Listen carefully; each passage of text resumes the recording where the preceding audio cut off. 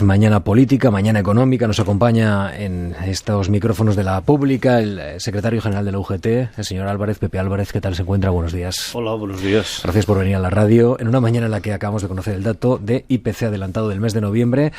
¿Qué senda dibuja, en su opinión? ¿Los precios se moderan definitivamente en nuestro país? Bueno, vamos a verlo. Yo creo que es muy difícil tener una respuesta definitiva si estamos ya en la senda de moderación. No, parecería que sí.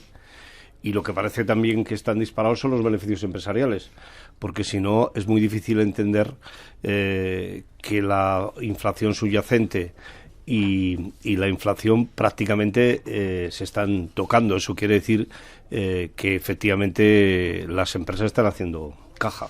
¿Cree usted que ese panorama que dibuja el Banco Central Europeo no se ha tocado techo en la eurozona? ¿Puede afectar a nuestro país negativamente? Bueno, las decisiones del Banco Central Europeo, sin ningún lugar a dudas, nos afectan como a cualquier otro país, y si el condicionante que tenemos nosotros favorable en este caso, que sería la inflación, no lo tienen otros países de la Unión Europea, que tienen mucho más peso en el Banco Central Europeo a la hora de determinar sus políticas, es evidente que nos van a afectar negativamente. Todo lo que tiene que ver con las restricciones monetarias, con la subida de los tipos de interés, tiene unos efectos especialmente negativos sobre la economía española, teniendo en cuenta que el factor por el que se ponen en marcha esas políticas, que es la inflación, en el caso nuestro, en estos momentos, está en una situación de, parece que de control. 6,8% dice el IPC adelantado, el que acabamos de contar, lo ha contado Esperanza Martín en las mañanas, 6,8% el dato adelantado del IPC del mes de noviembre. Bueno, en ese dato se nos dice que ha habido una menor presión del precio de los combustibles. Precisamente el Gobierno está valorando ahora mismo qué hacer a partir de enero. ¿Qué hacer con esas ayudas al precio de combustible que ahora mismo se abonan de forma generalizada? ¿Cree usted que el Gobierno debería ir retirando esos recursos públicos para ir seleccionando a grupos vulnerables o sectores productivos, sectores que lo necesitan realmente? ¿Usted lo apoyaría, señor Álvarez? A mí me parece que el Gobierno debería de haber tomado decisiones para rebajar los precios antes de quitar el soporte que en buena parte está permitiendo que el IPC se mantenga en una situación de control. ¿Qué quiero decir?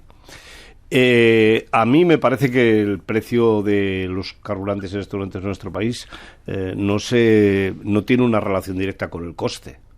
Es evidente que hemos tenido el precio del petróleo muchísimo más alto del que está en estos momentos, con precios de carburantes mucho más bajos. Eso quiere decir que el mercado no funciona. Eso quiere decir que el Estado tiene que garantizar romper estos oligopolios que están permitiendo mantener unos precios con unos niveles de beneficios empresariales absolutamente de usura. ¿Cómo cree que debería intervenir el Gobierno en ese mercado? Bueno, uno de los organismos que tenía que haber intervenido ya es la Comisión de la Competencia, que francamente es como si no la tuviéramos. La Comisión de la Competencia solo sirve para los pequeños elementos de distorsión. Cuando hay algún poderoso, ni se le ve ni se le espera. A mí me parece un escándalo que la Comisión de la Competencia no haya intervenido ya y haya metido mano a las petroleras, pero meter mano quiere decir que las consecuencias de la sanción no sean una parte pequeñita de los beneficios que están teniendo por las políticas de precios que están desarrollando. En ese sentido, creo que es el trabajo que tiene que hacer, y el Gobierno tiene que instar a la Comisión de la Competencia. Y si la Comisión de la Competencia no funciona, pues habrá que cambiar a los miembros de la Comisión de la Competencia. Pero a mí me parece un escándalo que tengamos los precios de los carburantes al nivel que los tenemos, que no tiene nada que ver con el precio del combustible, y que además las petroleras estén declarando unos beneficios absolutamente usura que tienen que ver justamente con ese aumento de precio artificial. Entiendo por su respuesta que si no se produce esa intervención en el mercado por parte del Gobierno, usted plantearía que no habría que retirar los estímulos, la ayuda pública para la compra de combustibles, ¿no? Generalizada. Si hay que retirar la ayuda pública, la hay que hacer en un nivel de consenso y con un análisis en profundidad para ver cuáles son los efectos que tiene. A mí me parece que tratar igual a los desiguales no es la mejor política, pero cuando has tratado igual a los desiguales hay que tener mucha precaución a la hora de tomar decisiones. Y hasta ahora, por lo que hace referencia a las organizaciones sindicales, no hemos sido ni consultadas, ni se nos ha comentado si se piensa hacer o se piensa trabajar este tema. Por eso a mí me parece que previo a cualquier decisión hay que tener la seguridad de que esto no va a volver a trastocar el IPC. Enseguida le voy a preguntar por las pensiones, que tienen también mucho interés. Esas negociaciones, esos comentarios, esos diálogos con el gobierno, pero antes... el dato adelantado ahora mismo no nos da la foto completa de cómo está la subyacente, la definitiva, pero en todo caso sí que nos están diciendo los economistas que la subyacente está demostrando con esa altura de precio, con esa subida de los últimos meses, que esto se está metiendo de lleno en nuestra vida, ¿no? Especialmente en el carro de la compra, con aumentos enormes en el azúcar, en el aceite de oliva. ¿Qué se puede reducir? ¿Qué se puede hacer para reducir la subyacente? ¿O también se puede intervenir, en su opinión? Bueno, a mí me hace el efecto de que lo que está ocurriendo es que la subyacente está metiendo, lo que demuestra es que está metiendo mucho dinero en los beneficios empresariales. Es decir, los márgenes empresariales crecen y crecen, porque si el efecto de los combustibles lo hemos superado y va a la baja, lo razonable es que el mismo elemento que fue en su momento para subir los precios ahora sea para bajar los precios, pero no lo es para bajar es decir, que usted en su opinión, los precios. Por tanto, que hay razones para que las grandes cadenas de distribución contengan más precio. Claro, es que lo que es evidente es que eso va al bolsillo directo de las empresas en beneficios que se están quedando. Por eso a mí me parece que esta es una situación que hay que denunciar y que hay que actuar, y volvemos a la competencia. Es decir, si somos un país con un sistema en el que la Comisión de la Competencia tiene que garantizar que no pueda haber connivencia a la hora de poner los precios, y que en realidad el margen de beneficios de las empresas sea aquel que es razonable, lo que es evidente es que eso no está ocurriendo en general en el país, y hay unos pocos que se están llevando mucho y hay unos muchos que no podemos pagar la cesta de la compra, porque realmente la situación de la subida de precios es insoportable en nuestro país. Le están poniendo muchas tareas a la Comisión de la Competencia, a los mercados de la competencia. Bueno, el señor Garamendi parece que sigue apostando por el debate de salarios convenio por convenio. Ustedes quieren un diálogo global en todo esto. ¿Cómo lo van a hacer? ¿O han desistido ya, señor Álvarez? ¿Es posible todavía ese pacto que ustedes reclaman, después de haber escuchado cómo el señor Garamendi ha salido de sus elecciones internas, pero mantiene su postura? Nosotros lo vamos a mantener, pero lo vamos a mantener porque eso es lo que conviene al país. El señor Garamendi, con esta posición, lo que está es dejando a muchísimos trabajadores de aquellos sectores donde hay una presencia sindical más débil, sin derecho a la negociación colectiva. Eso es lo que está ocurriendo hoy en día. Nosotros, los sectores donde hay presencia sindical, hay fuerza sindical, los convenios se están firmando en condiciones muy razonables. Se está recuperando la cláusula de revisión salarial a base de movilizaciones. ¿Qué es lo que quiere el señor Garamendi para España? Que vayamos a un proceso de movilizaciones permanente, que nos convirtamos en un país con un alto nivel de conflictividad social, porque esa es la consecuencia del posicionamiento que tiene la CUE. Nosotros, ¿qué planteamos? Oiga, mire, vamos a conseguir un acuerdo de carácter general que sea un paraguas que permita que aquellos colectivos de trabajadores y de trabajadoras, sobre todo mujeres y jóvenes, que son los que trabajan más en esos sectores, que no están organizados sindicalmente, todas cosas porque hay una debilidad desde el punto de vista contractual, y no se ha podido la gente afiliar a los sindicatos porque estaba en una situación de precariedad. Vamos a situar un nivel de aumento de salarios, y seguramente que nosotros a cambio vamos a achatar más las subidas salariales en aquellos sectores donde tenemos más fuerza. A mí eso me parece solidario, justo, razonable, que va en el buen camino para la economía española, y que dará frutos positivos y por tanto no vamos a renunciar.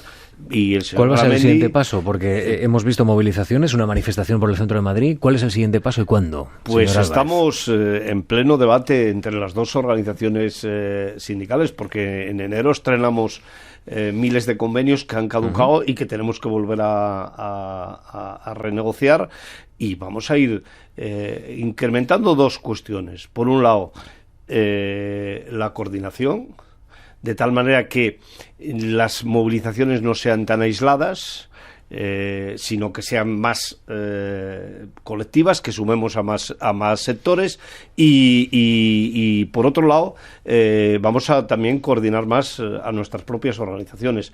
Las organizaciones sindicales, por mucho que haya quien piense que no, son organizaciones en las que la decisión final se toma en el sector.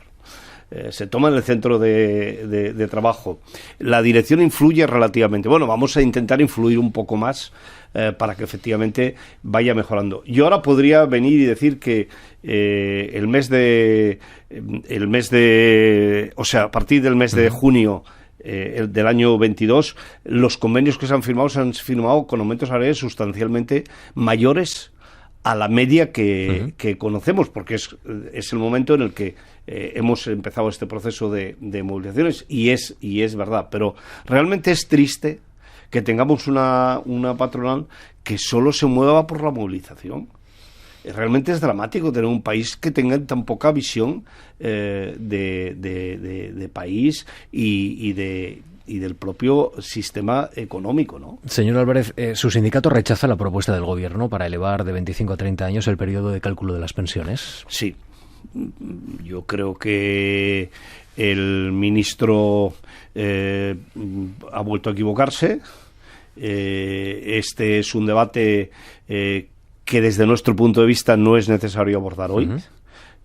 Todavía estamos en el último año de entrada en vigor de una parte del aumento que nos ha llevado de los 15 a los 25 años, que firmamos el año 2011. No sabemos cuáles son los efectos que tiene sobre el sistema. Sabemos los efectos teóricos, pero no sabemos los efectos prácticos. Y en todo caso, a mí me parece que este proceso de sesgar tema el debate sobre la reforma de las pensiones tampoco nos lleva a ningún sitio. El Gobierno tiene que hablar menos fuera y presentar más propuestas en la mesa de negociación. Tiene que ser una reforma integral. Hay que hablar de otros aspectos que tienen mucho que ver con derechos frustrados de las personas. ¿Qué ocurre con los trabajadores y las trabajadoras que tienen las carreras profesionales más largas?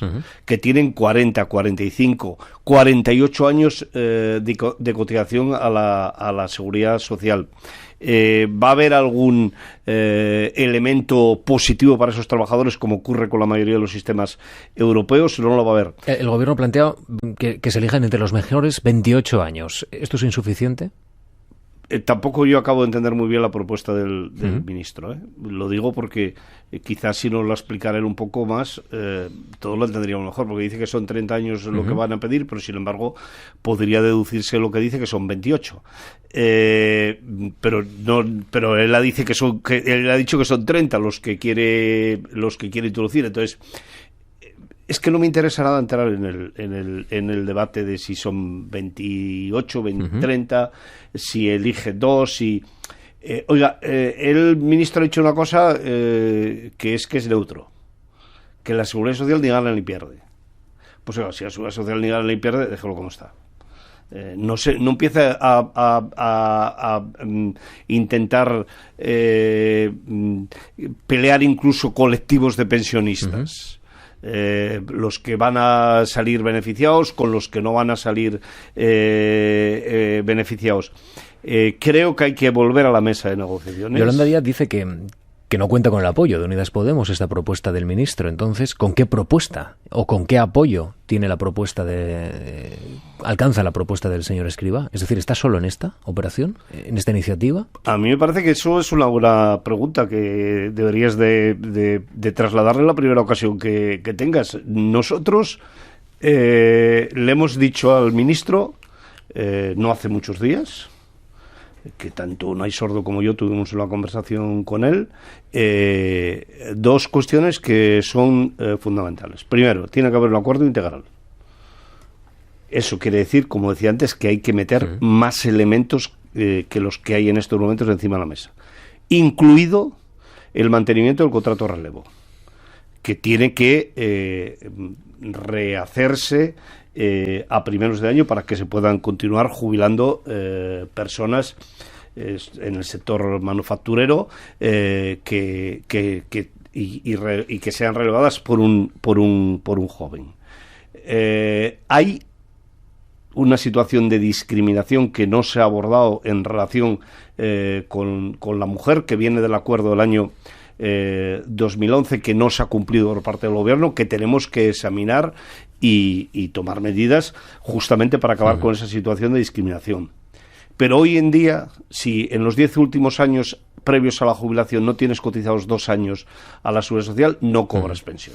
Tenemos más y eso es una barbaridad. Digo esto porque es un tema que es mucho más amplio que estrictamente el 25-30. El banderín de los 25-30 años. Ya le veo por dónde va, señor Álvarez.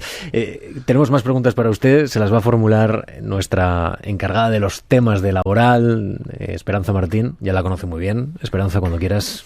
Hola, muy buenos días. Le escucho a usted mucho más pesimista que anoche al secretario general de Comisiones Obreras, a Unai Sordo, que aquí mismo nos decía que veía a COE muy reacia, que veía muy difícil que sacar adelante un acuerdo a 3 bandas, pero bueno, de alguna manera no descartaba por completo el entendimiento entre gobierno y sindicatos. ¿Esto es así o me equivoco y los tiros no van por ahí? Yo no creo que sea más pesimista que Unai, porque de hecho es un tema que hemos hablado a fondo y que mantenemos una posición plenamente común. En todo caso, yo lo que quiero es que se deje de enredar y entremos a discutirlo en una mesa. Y creo, sinceramente, que esta aparición previa a una reunión que había ayer solo ha hecho que enredar. No ha aportado ninguna luz. No ha aportado ninguna luz en absoluto al debate. Nos decía hace un momento usted que faltan más elementos sobre la mesa. ¿Qué elementos? Bueno, he intentado situar 3 que para nosotros podrían estar. Hay más.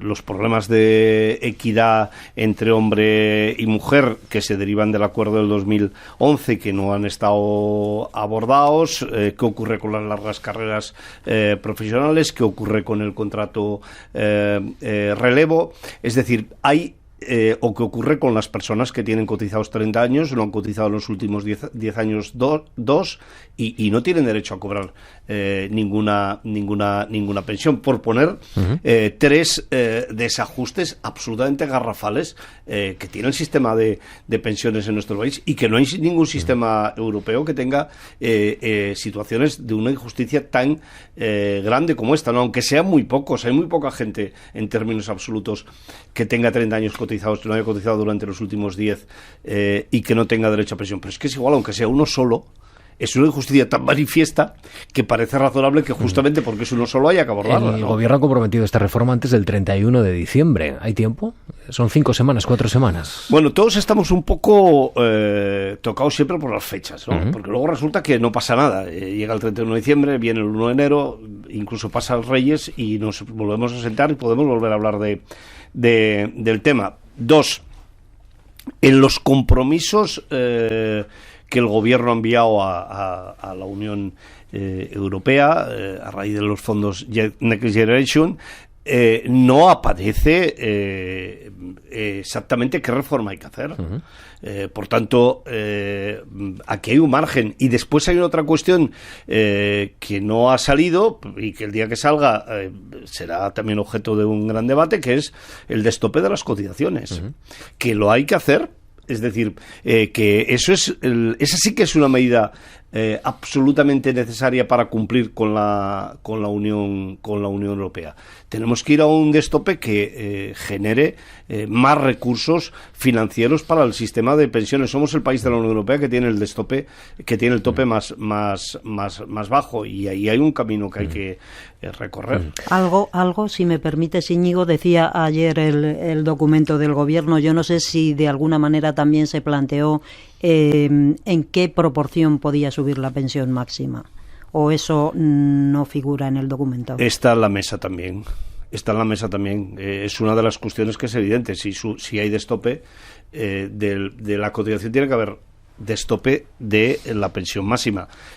No será la misma proporción, porque nosotros tenemos un sistema efectivamente de reparto, es decir, que el que más paga, una parte lo deja para el que paga menos, porque el que menos paga tiene la pensión más alta de lo que le correspondería, pero en todo caso el destope máximo tiene que comportar también un destope por lo que hace referencia a la pensión más alta. Asuntos no le van a faltar, para negociar. No, con toda seguridad que no, pero esto está en una mesa, y ya llevamos unas cuantas reuniones. Ahora se acerca la fecha y por tanto se acelerarán esas reuniones. Se acelerarán con toda seguridad, y yo en todo caso lo que quiero es que el acuerdo sea un acuerdo lo suficientemente coherente integralmente, para tener un sistema de pensiones que hasta el año 2050 podamos asegurar a los jóvenes que se van a poder jubilar en plenas condiciones. Pepe Álvarez, secretario general de UGT, gracias por venir a la radio.